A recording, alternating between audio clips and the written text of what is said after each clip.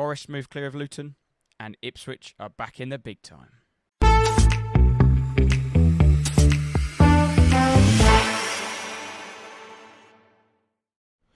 Good afternoon, Tate, or early, even late afternoon, maybe 5 o'clock. How are you, mate? You alright? Yes, all good. How are you? Very well, very well. Nice bank holiday?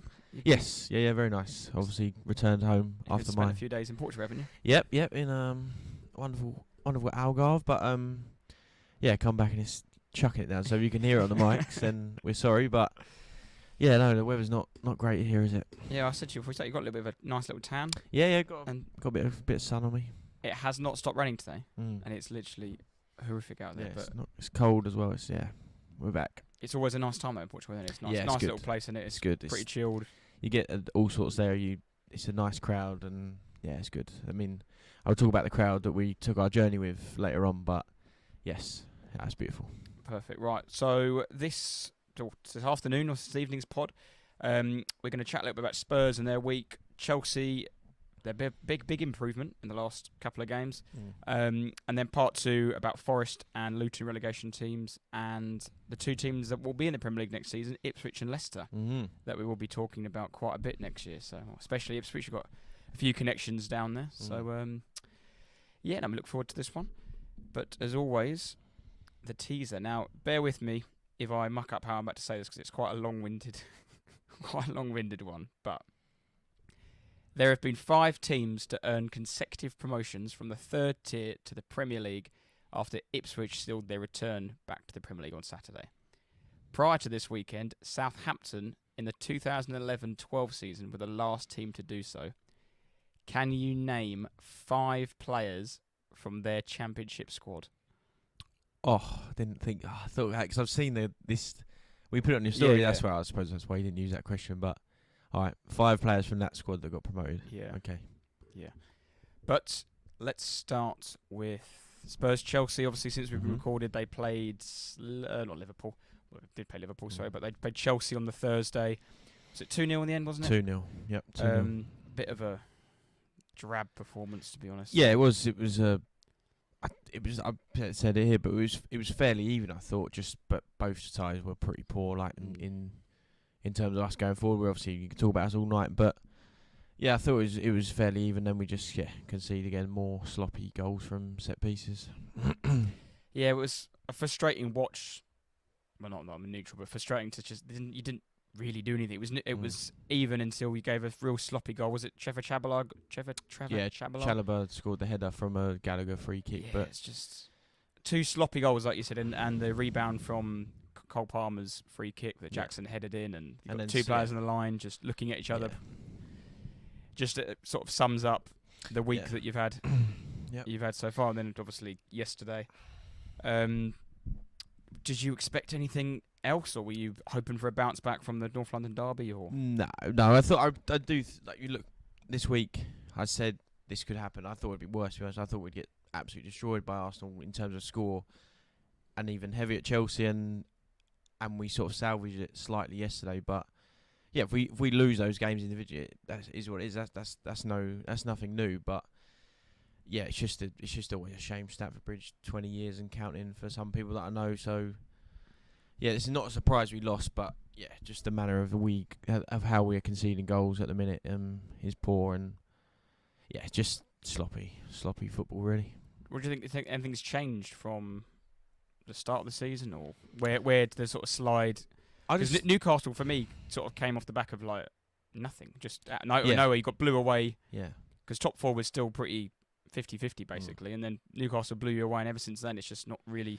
Yeah, I didn't like you said. We didn't expect the Newcastle result and performance, and that I think that was the final for this season. That was the ending, if you like, and it's. Yeah, I think the start was so good and it gave everyone false hope, and we thought we were brilliant and oh my god, we're doing this amazing thing. We're going to be this and that. We're going to do this and that. But I think the after that moment, sort of after Christmas, really, that's a true reflection of what's going on, and I'm fully behind Ange and what he's trying to do. His whole track record, his whole career. Yes, he's at lesser clubs and lesser leagues and all the rest of it, but he's won things all over the world and all over the levels. But I'm not saying, well, next year we're going to win the league, we're going to win whatever European competition we might be in, but he has a certain style and certain way of playing. Yes, I know currently you look at it right now and, well, what you look at the week, we've lost 4 in a row since 2004. That's, oh, is that his style of play? No, like he's obviously trying to do something. And if, it's a massive if, but if it works, whatever that may look like in terms of working, I think it could be very good. But yeah, I just do think it's a classic first season, new manager. He's got a group of players. Yes, he's made a couple of additions when he can and got rid of a couple that he could. But yeah, I just do believe this is how I felt it was at the very start. And obviously, like I said, that first 10 games was like, oh bloody hell, we're amazing. Like I said, but yeah, I think this is what I expected from the beginning. And I think Tottenham fans, I think football fans in general are too flip-flop. They're too knee-jerk reaction, and you get that from the media as well. They were applauding Ange, and now all of a sudden it's, oh, he can't defend, he doesn't know how to set up a team, and all the rest of it all. No, that's utter bollocks, basically. Of course he does. He's at the highest level there can be. But yeah, I just think that there's too much of a knee-jerk reaction, and every other fan from other clubs will poke fun and, oh, it's typical Tottenham. Look, you lose 3 in a week, blah blah, and all the rest of it. But yeah, I just think everyone's got to settle down, and in a year's time, if it's struggling still, then yeah, maybe that you go, oh, I told you so. But yeah, I think we've got to give it plenty more time and see how it develops. Mm. Yeah, because it must be a little bit frustrating that where you're in sort of the top 4 race with Villa, they keep stuttering a little bit. Yeah, as well. definitely. It's not like they've just pulled away, and with them stuttering, it always sort of leaves the door ajar for you. But obviously, you've had this tough run of fixtures with Arsenal, Chelsea, and Liverpool, because Villa lost again. They obviously dropped 2 points against Chelsea. There was a chance for you to gain some ground. What is it? Is it 7? 7 now, I think, and we're one less. You've got a game in hand, yeah. One less. We had 2. We had 2 in hand. Obviously, Chelsea we lost, but.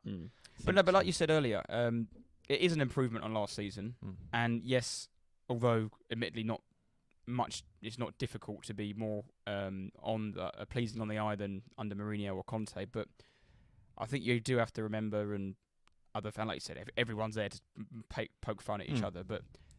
Go back to the beginning of the season, I think not many people had Spurs top 4, maybe not even top 6. And I think I said 7th would be brilliant. I think I said 7th or maybe even 8th. And I think we spoke about top 4, and I said you never know, it could happen because of the certain sides, and everyone's in sort of a weird position. But yeah, I just think it's just that knee jerk, and it's just that immediate And not to be condescending, but Spurs have done very, very well to be 5th without Harry Kane. Yeah, and without a direct replacement. They haven't gone in. Yeah. The replacement is who they spent the money on is Maddison, Werner, and Johnson. They're the 3 sort of attacking players. Unless I've missed another attacking player out. No, over in the summer, but they're the 3 sort of attacking players. Obviously, you've built in defence and tried to gain goals that way and whatnot. But you take 30 goals a season, 25 goals a season out of anyone's team. Yeah, you struggle. And you see that at Brentford. Tony hasn't been playing, and And yes, the first 10 games, this conversation wasn't being held, but yeah, again, you look at it, you step away and you look at the whole situation. We've sold our best player ever, like you said, who scores buckets of goals. It's just one example of things that are going wrong.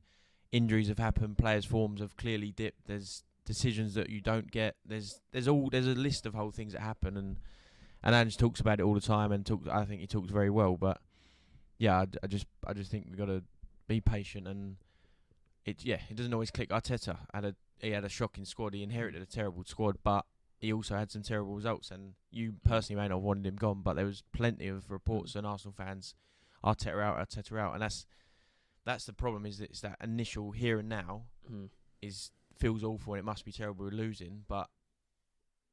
I agree. Sometimes that is correct. How to feel when we had Nuno in, and here and now was awful. It was a disgrace, and he should have been gone. But I don't know. In certain people and certain things that are happening, I think you've got to look beyond that. And I think there's a stat going around that in the first 35 games, Ange has got more points than Klopp, Arteta, and maybe even Pep or something. But yeah, you obviously focus on the 4 losses and things that are happening and players and here and now. But hopefully in 6-7 months' time, certain players like Royale won't be playing, Højbjerg won't be there. So, and that's about the here and now. It hurts and it's rubbish, but I think if it works, it could be much better. Yeah, and I said the comparisons with Arteta is true in some respects with players like Royale, and I think we played. I can't remember. We had a lineup against Man City away one time, and we had a back five of Leno in goal, Cedric, Holding, Pablo Mari, Kolasinac, and I don't know if that's the five. But, what can you do with that? No, and you can't really do much of that. And like if you've got Royale playing right back, that's bad enough. But then you've got him playing left back, like in a depleted side anyway, because certain players have got injured and they've basically just written off their season. So the loss of form as well is a tough one for some players. I think I saw a stat earlier that Kulusevski hasn't scored a goal since away at Man City. Maddison, prime example, I think. I think Maddison basically sums up your season. If you just look at one player as a forward, started off like a house on fire, then injured, then hasn't come really back from his injury, just completely off the boil, and then got subbed against Arsenal, started on the bench against Chelsea, to be started on the bench again yesterday as well, did he? Liverpool, and and it could be injury, it could be Postecoglou trying different things, because it's been such a shambles. But I just think it, and that's the problem with a lot of Tottenham fans, is that Chelsea, everyone was shouting for a Richarlison start through the middle, Son back out wide, drop Maddison because he's not good enough. But then you see the results of those players not playing, and Liverpool even more so. So, and yes, you don't want Royale playing. He had to play, but was Davis injured, or was just David I think on the bench? No, I think Davis. Arsenal. No, I think he got injured, but it's probably it's towards the end of the season. Yeah. Essentially, we can't really do much. What, from that Rice kick? Yeah, from the that wasn't a penalty though. Michael didn't give it. Yeah, the Rice wallop. So I'm not sure Davis having any children anytime soon, but it's I don't know. Yeah, it's just one of the it's happening. It's happened. I'm sorry, but it's just gonna.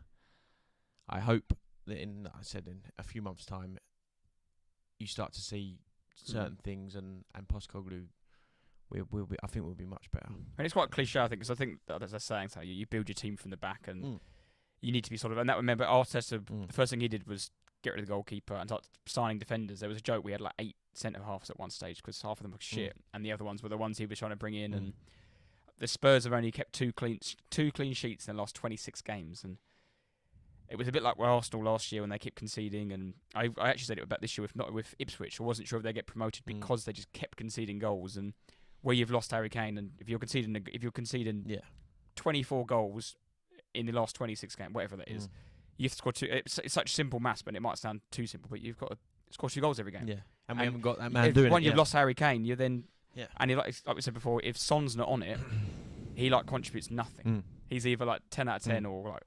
Because that's the thing with even with Richarlison, if he's playing rubbish, he's going to run around and boot. So it's not great football, but Son isn't that sort of player. But 100%, and we've got to give it time. And like I said, in a few months, if it gets towards Christmas or even the start of New Year and it's shocking, then fine, you can all point your fingers and say I told you so. But I'm not saying we're going to be brilliant, going to win the league, but I think we'll be far better than what we currently are. And moving forward and looking forward.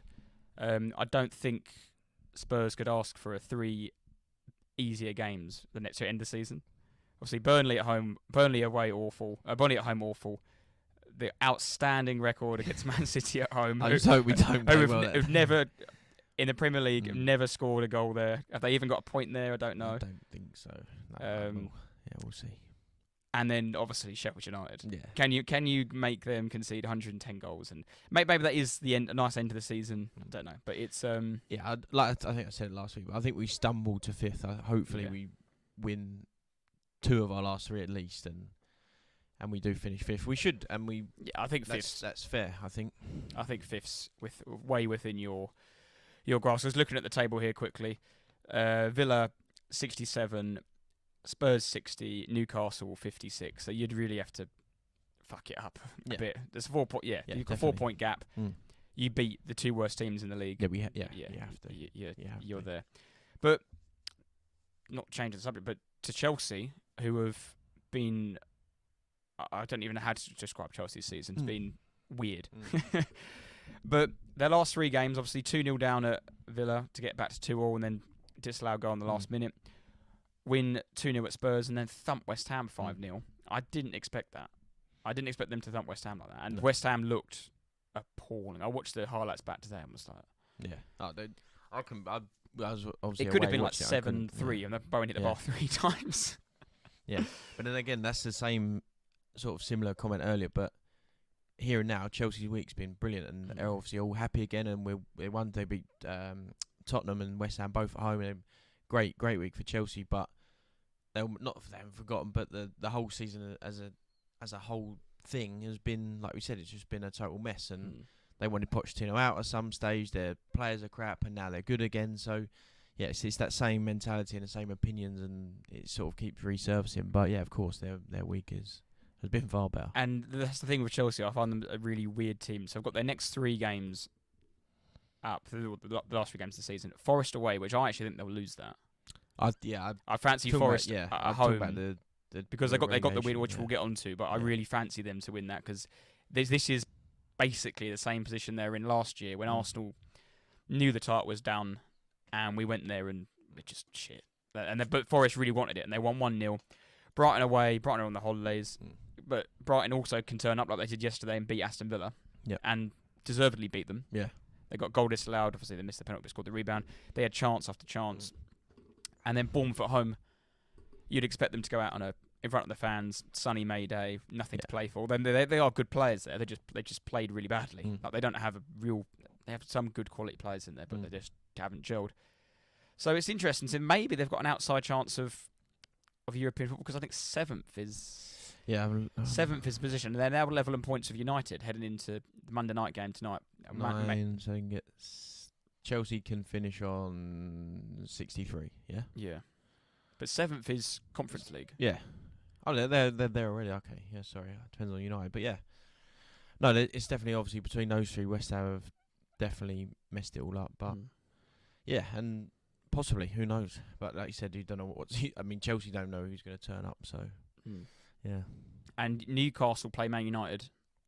I think United's last 3 games, they've got Palace, Arsenal, United, and I don't know who they got last game of the season, but they're pretty tough, especially the way Palace are playing. Yeah, United got Palace away, Arsenal at home, Newcastle at home, and Brighton away. Yeah, I wouldn't be surprised somehow if Chelsea slip in there, and I think Chelsea as a club need to get that Europe, because they need that bit of money, because they're going to get hit at some stage with this FFP, but that could go. Again, it's the same same sort of story, but with Man United, if they somehow finish, they could finish 6th or wherever they could finish. If they could finish as high as they can because they get a few results, then they look at that and go, "Oh, that's quite a good season." Still got the FA Cup final, so yeah, it's But everyone is saying how poor Ten Hag is and there's no style and they're doing this and that. But then everyone's having a go at Tottenham and saying we can't defend, we can't do this. But yeah, so I don't know, it's so many ways you can look at things and dissect it all. Yeah. But, right, should we move from the European race to the bottom 3? Yeah, do you want to quickly mention West Ham? Yes, so West Ham have got... new manager. Well, it looks like they're going to get Julian Lopetegui. Lopetegui, yeah. He was out of a job since we called it, didn't we? First game of the season, he wouldn't even make there, because he clearly fell out the board about transfers, which is an interesting move to West Ham. Yeah, our little informant within the West Ham ranks, Nick Deacon. Yeah, I think it probably will happen. It looks very likely. I don't think he's best pleased. On paper, I think he looks a good appointment, but now you take a step back and look at it. I don't know whether he is. Maybe this is quite disrespectful to say, but is he just a Spanish David Moyes? I think there's a bit of quality there. I think he's got, because he turned Wolves into a pretty solid little team before he quit at the beginning of the season. I think that's something that David Moyes, Gary O'Neill was then taken over. But I do get his point about wanting something young, exciting to really get your teeth stuck into, that you want to look. I know it always the classic trust the process. It's a project. We all want a project, and there are managers out there that can do that. I don't know if I think the owners are scared of a project. Yeah, I think so. I think they're probably as close as they are to keeping Moyes as getting rid of him. I just think the pressure is too much from the outside noise, and they just almost like, right, okay, we've got to do it. I think they'd happily keep Moyes, but yeah, they've definitely packed it in, West Ham. Their performance from the very weekend. similar to the Palace owners, and I think they would have happily have kept Roy, but the pressure was like, we've just got to change something, haven't we? Because otherwise, if you look at once the fans aren't on your side, then the stadium becomes toxic, and then the players play badly. And although he was getting the odd result here and there, and like you said, they've just fallen off a cliff last couple of weeks. Although somehow they're stuck in the middle of them two whackings at Palace and Chelsea, they got a 2-2 draw against Liverpool. But I think that's David Moyes even to a nutshell, isn't it? That he can pull it out when it's really needed, and hopefully he's got one more performance to pull out at the Etihad. Yeah, I can't quite see it, but Lopetegui, I don't know, can't say I profess to know loads about him, but from what you hear and see before, I don't think his style is that much different to what Moyes has done already. So I'm sure West Ham will voice their opinions. Perfect. Oh, just the white noise is now gone from the rain battering down on the roof.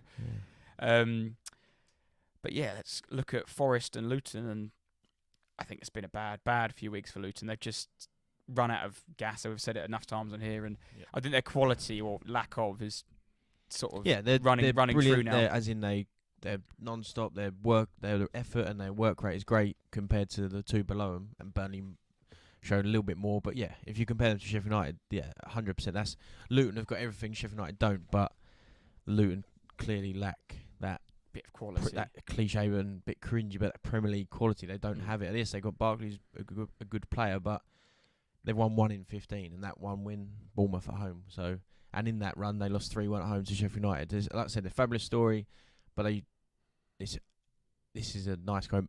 They shouldn't be anywhere near the Premier League, so they've done incredible to get to where they are, and they know that. But I just don't think they're good enough.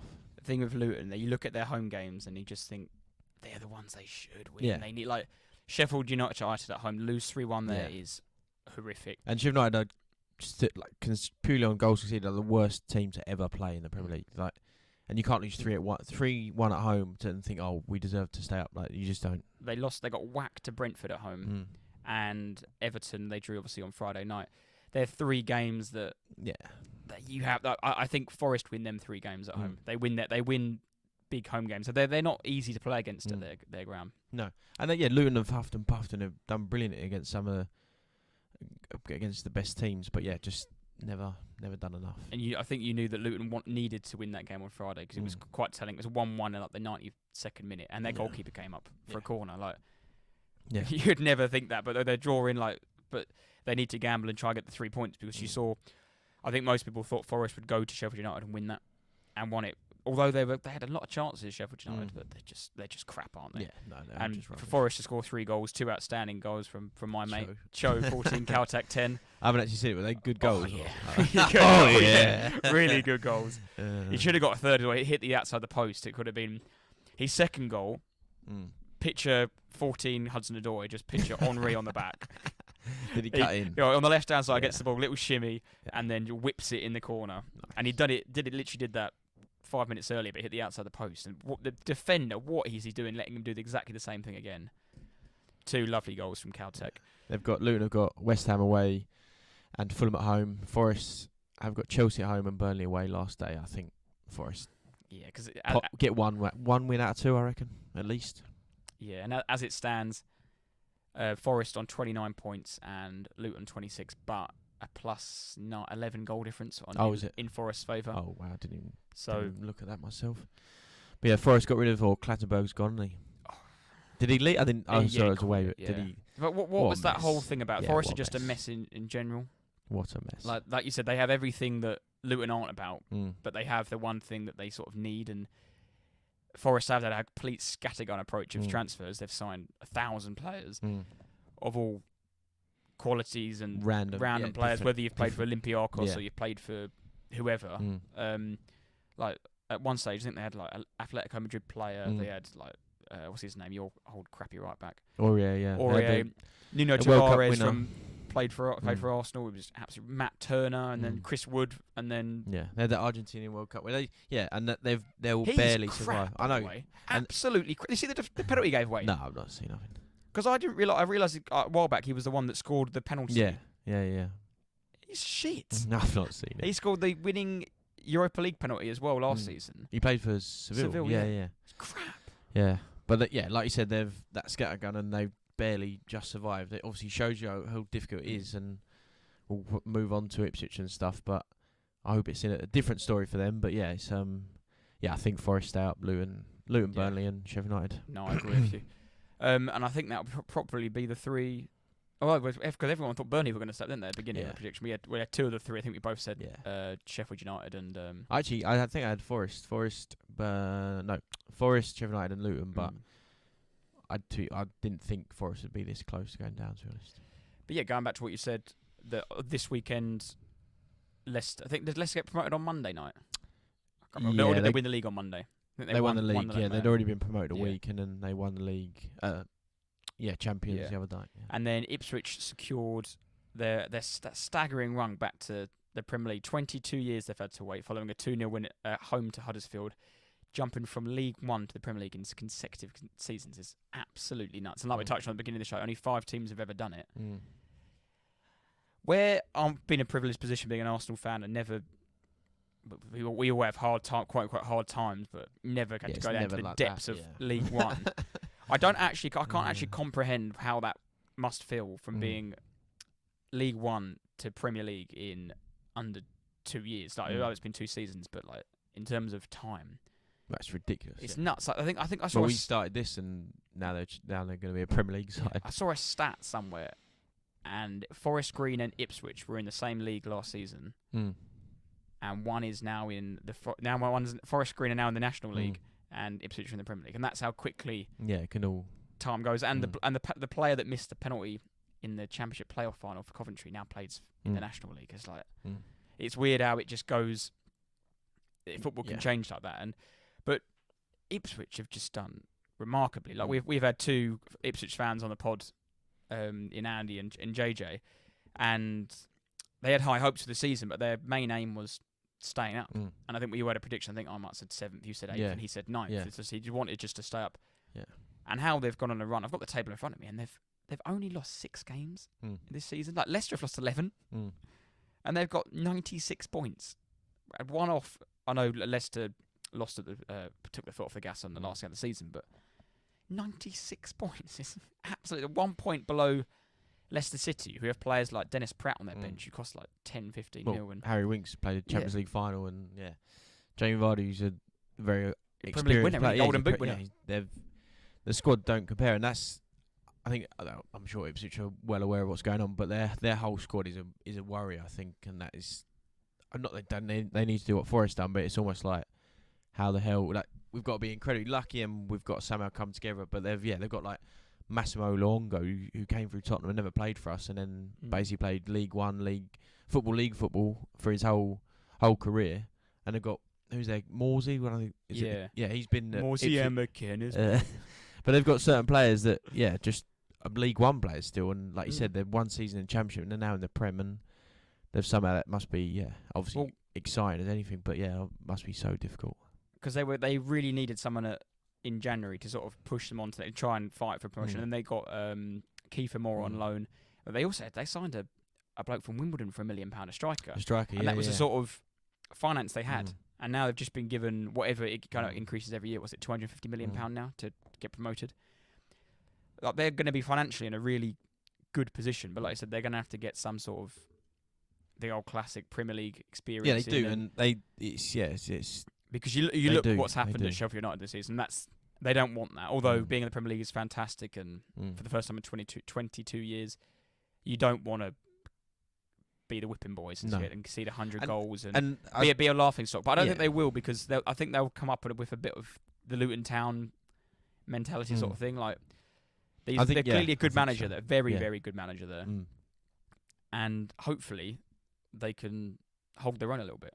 Yeah, and I've had this just sort of a slightly different conversation, but like you saying about being the whipping boys and how Leeds have felt in being the Prem, losing every week and fighting relegation, staving off and just getting relegated. But then this season, how incredible Ellen Road would have been. They were fighting for promotion. They got into the playoffs. Same with Ipswich. Same with Leicester. How obviously distraught they were relegated, but then this season go up as champions again. This season must have been incredible for them, but knowing next year is going to be even harder, and it's very difficult. It's almost like they need their own separate league, and they just stay as they are. But No, I'm buzzing Ipswich. I don't obviously.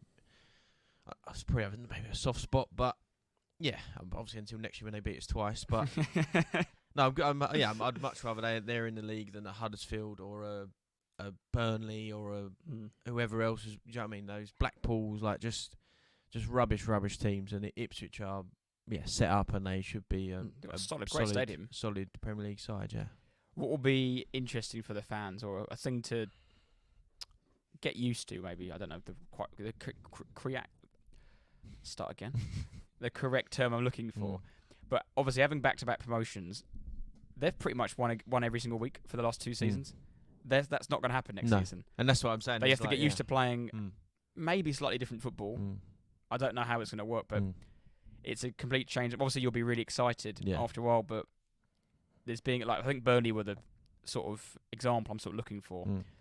They were really excited playing this new brand of football, and then they were just getting pumped 4-5-0 every week. And then that slowly drains out. And you see Burnley played Newcastle the weekend, and ground's half empty. Yeah.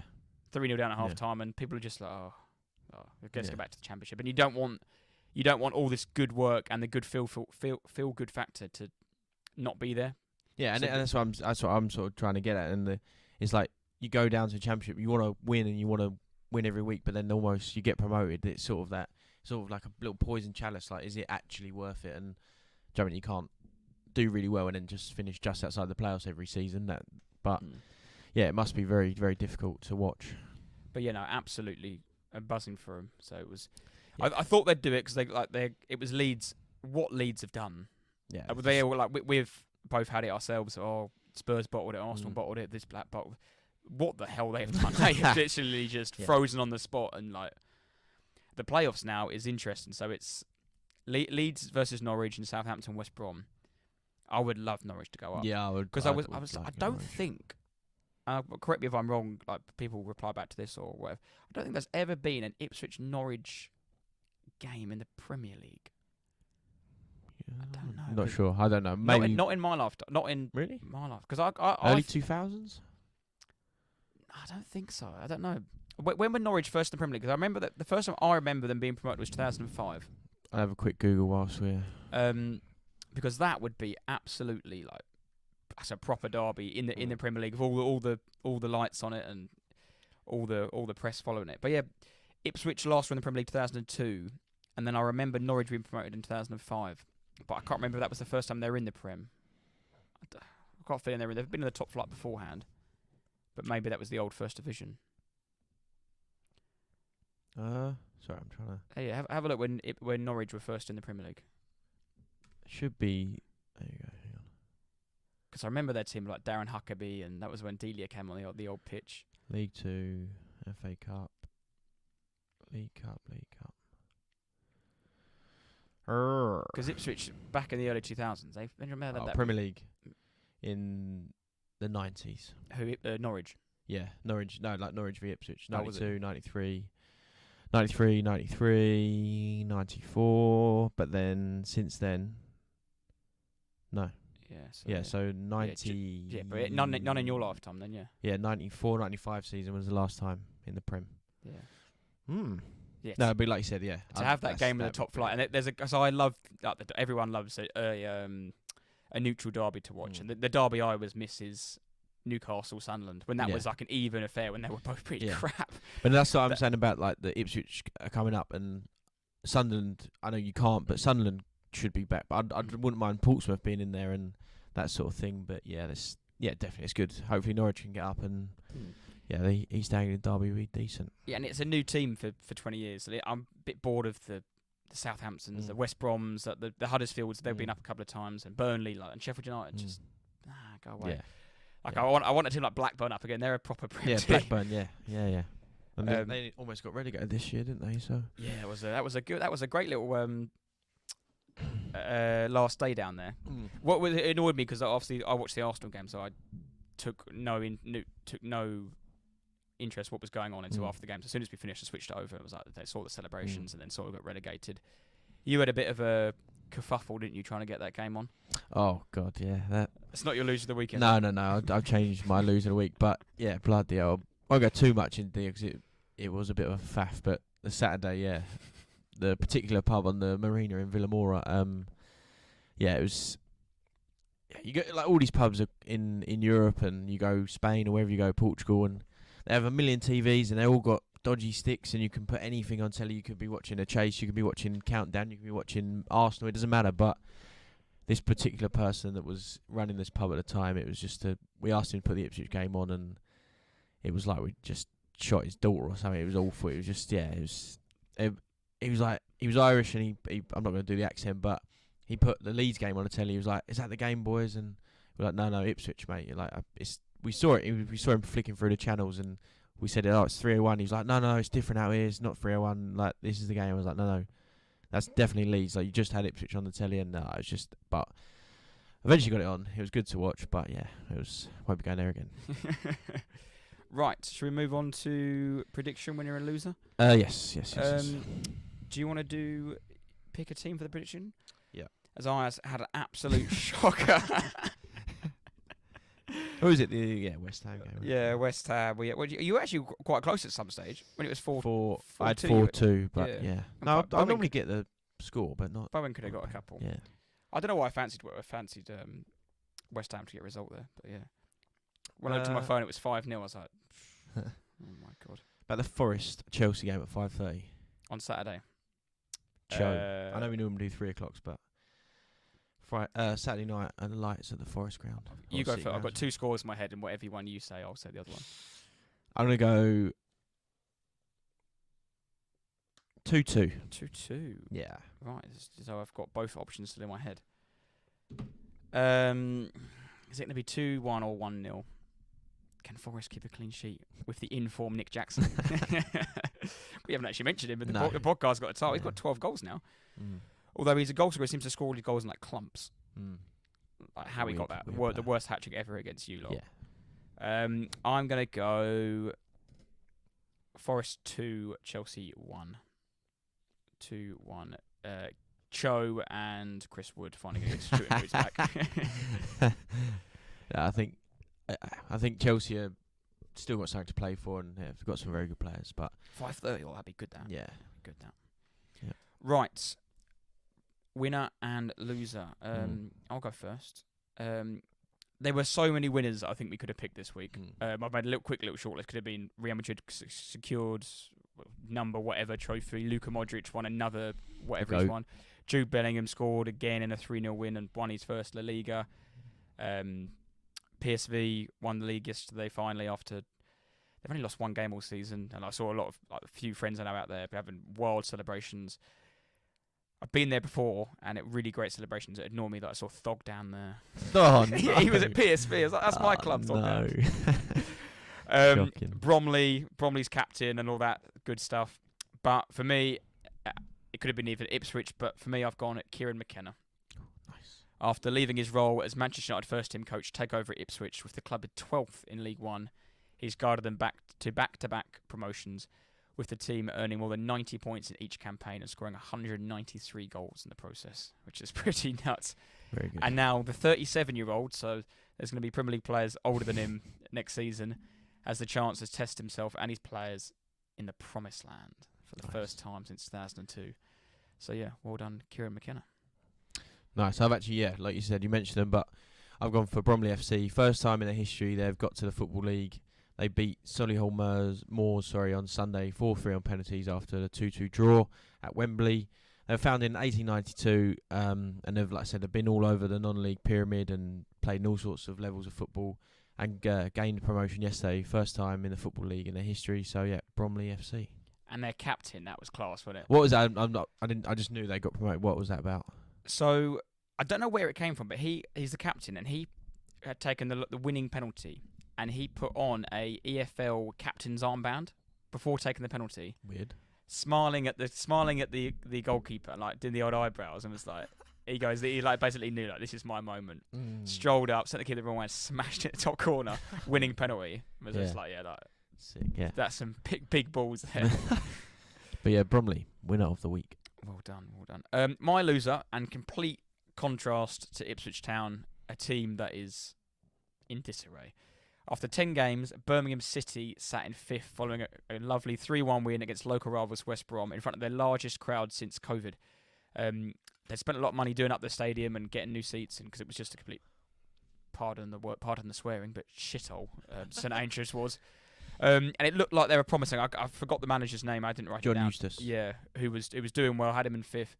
They got new owners in, thinking they know better. Old Tom Brady and the classic Americans. Ended up bringing Wayne Rooney in, Wazza, who just spends now his time playing pro clubs with YouTubers and inviting them to family parties. Have you seen that? Yeah, yeah, that was going on. It was a picture of him who with a what's his name, Aaron Hunt, who became TikTok famous, ranking who's got the biggest cock in the Premier League. What? And that's who Wayne Rooney who is hanging out with. Yeah. Obviously, then they got Toby Mowbray in, who tried to steady the ship, and unfortunately for him, had to step down with medical reasons. But they've got 4 managers this season, an absolute disgrace. And now they're relegated to the 3rd tier of English football for the first time in almost 30 years. No, it's good. And it's the winner and losers this week, obviously, and this time of the year, all about promotion and relegation and whatever else. So yeah, like you said earlier, you could pick absolutely anyone. But my loser of the week, I was going to go Sheffield United conceding the 100th goal, but I've kept it away from football, and I am part of this. I could potentially be the loser of the week, but it's obviously the 2 mates I went with to Portugal, Sam and Tom. It's any other member of the public that was on the flight from Stansted to Faro at 6:30 in the morning, because we were getting on our flight and we thought, like, we're young, but I thought, like, we're going to see how it goes. Normally it's like groups of blokes playing golf, or it might be the odd hen do, stag do's, like just old couples, like just have a nice little few days away in the sun. And we got on. There's like a lot of youngsters, and like maybe like 20, 21. We sat down in our seats, and there was probably a group of them, about 25, 30 of them. And they're a bit like, you obviously in the morning, you go to the Wetherspoons, you have a drink or whatever. So they're a bit loud or whatever. It's like, it's just whatever. They're gonna settle down in a minute.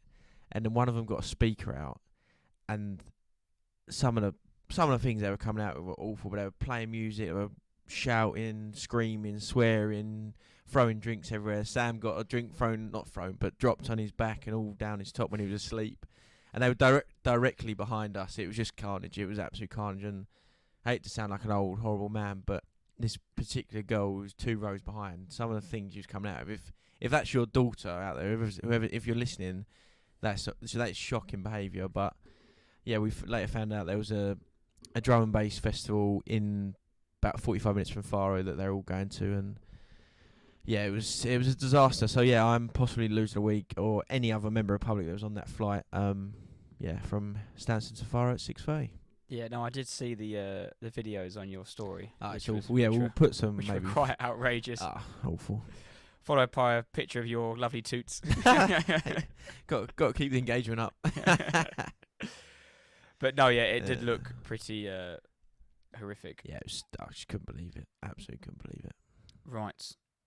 To close, there have been 5 teams to earn consecutive promotions from the 3rd tier to the Premier League after Ipswich sealed their return to the Premier League on Saturday.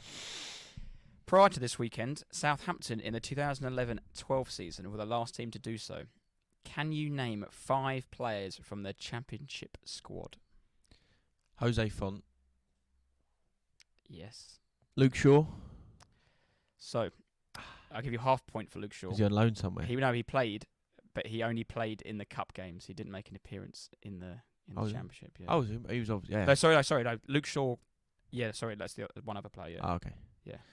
All right. So Luke Shaw is a yes. Yeah, so is that half point? Yeah, half point for Luke Shaw. Lallana. Adam Lallana. Yep. Ward-Prowse. Ward-Prowse is your other half point. Was that? He must have been well young then. Yeah. Yeah, he played a couple of cup games, but he was in the squad. Mm. Lallana and Shaw never played a championship game, I don't think, in that season. But they were in the squad.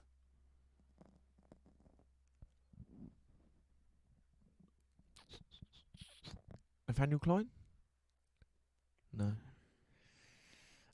There's loads of them. There's so many players. Oh, come on. You've done well, so I feel harsh giving you the half points, but... So the side that got promoted to the Premier League? Yeah. Sadio Mane? No. No. Did he join them in the Prem? Yeah. All right. Think of 2 players that got sold to bigger clubs. Van Dijk? No.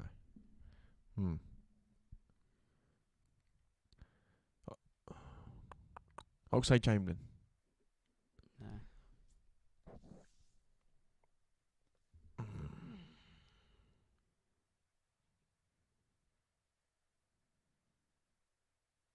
I can't. I'm trying to think of the goalie. They've got a goalie, like, Yeah. bald head. Yeah. Well, yeah, short shaved hair.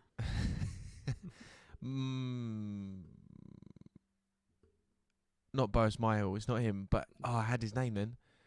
Oh, I've had his name. I've just thrown it away. It's not Boris Mayo now. I can't get him out of my stupid head. Kelvin Davis. Ipswich Town player. Yes. Yep. Kelvin Davis. How many is that? 4, 3. 1, 2, 3, 4. Yeah, with the 2 half points. Right, you got two big players. Go through their like Premier League team and I think like, who would you have? Like you've.